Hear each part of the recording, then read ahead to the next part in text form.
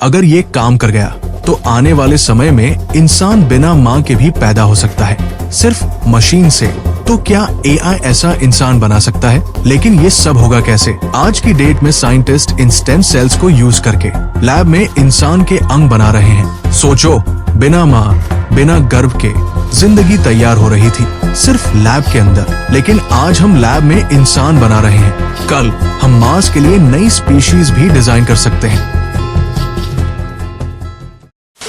आज हम अगर एआई को बोलते हैं कि ड्रैगन और रोबोट का मिक्स इमेज बना दो और एआई तुरंत फोटो तैयार कर देता है। लेकिन सोचो, कल को अगर हम एआई से ये बोले, एक जिंदा इंसान चाहिए, 6 फुट लंबा, तेज दिमाग वाला, स्ट्रॉन्ग बॉडी और कभी बीमार ना हो, तो क्या एआई ऐसा इंसान बना सकता है? बिल्कुल बना सकता है। और ये सब अभी भी दुनिया के कुछ लैब्स में हो रहा है, बिल्कुल असली में। लेकिन ये सब होगा कैसे? ये सब शुरू होता है एक खास चीज से जिसे स्टेम सेल बोलते हैं। स्टेम सेल एक ऐसा खाली सेल होता है जो कुछ भी बन सकता है, जैसे दिल, दिमाग, स्किन या किडनी, और जो चाहो। इसे समझने के लिए एक सिंपल उदाहरण लो। मान लो तुम्हारे पास मिट्टी या क्ले है। अब उसी से तुम चाहो तो खिलौना बना लो, चाहो तो मूर्ति या फिर कोई भी आकृति। बस उसे शेप देने के लिए सही डायरेक्शन चाहिए। वैसे ही स्टेम सेल्स को भी जब साइंटिस्ट सही सिग्नल देते हैं तो वही सेल किसी भी बॉडी पार्ट में बदल जाता है। आज की डेट में साइंटिस्ट इन स्टेम सेल्स को यूज करके लैब में इंसान के अंग बना रहे हैं, जैसे दिल, आँख, दिमाग और यहाँ तक कि स्पाइन भी। अब बात करते हैं एम्ब्रियो की। एम्ब्रियो मतलब जिंदगी की पहली सीढ़ी, वो छोटा सा फॉर्म जिससे इंसान का शरीर धीरे धीरे बनता है।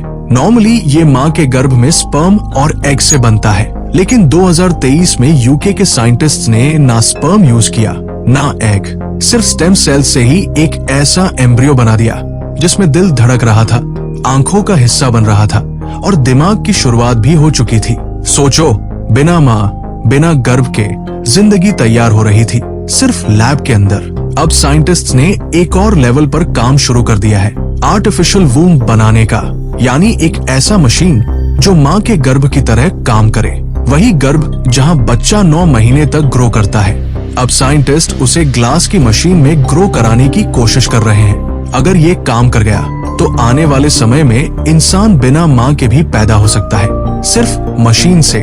और ये सिर्फ सोच नहीं, इजराइल, जापान और यूएस जैसे देशों में इस पर एक्सपेरिमेंट्स चल भी रहे हैं। लेकिन कहानी यही खत्म नहीं होती। अब सोचो, कल को कोई इंसान एक्सीडेंट में अपना हाथ खो दे तो उसके लिए एक नया लैब मेड हाथ बन सकता है। कोई औरत जो माँ नहीं बन सकती, उसके लिए आर्टिफिशियल वूम्ब एक उम्मीद बन सकती है। अब बात यही तक रहती तो ठीक था, लेकिन साइंटिस्ट्स अब ऐसे आर्टिफिशियल ह्यूमंस बना सकते हैं जो नॉर्मल लाइफ के काम करें, जैसे ड्राइवर बने जो कभी थके नहीं, सोल्जर बने जो डरे नहीं, एस्ट्रोनॉट बने जिन्हें ऑक्सीजन, पानी या ग्रेविटी की जरूरत ही ना हो, ओशन के नीचे एक्सप्लोर करें जहां आज तक इंसान जा ही नहीं पाया। मतलब इंसान, लेकिन इंसान जैसा नहीं, एक नया वर्जन आर्टिफिशियल ह्यूमन। अब असली सवाल उठता है, अगर इंसान डिजाइन होने लगे तो क्या फ्यूचर में सिर्फ अमीर लोग ही सुपर किड्स बनाएंगे?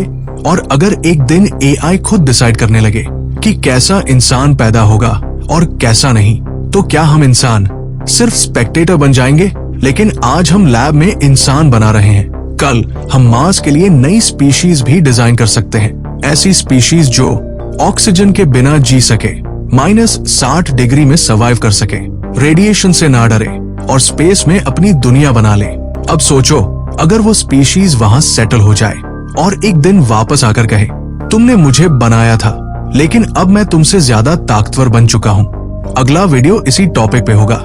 मार्स के लिए नए इंसान डिजाइन हो रहे हैं। कमेंट करो अगर तुम उस वीडियो के लिए रेडी हो, क्योंकि असली कहानी अब शुरू होने वाली है।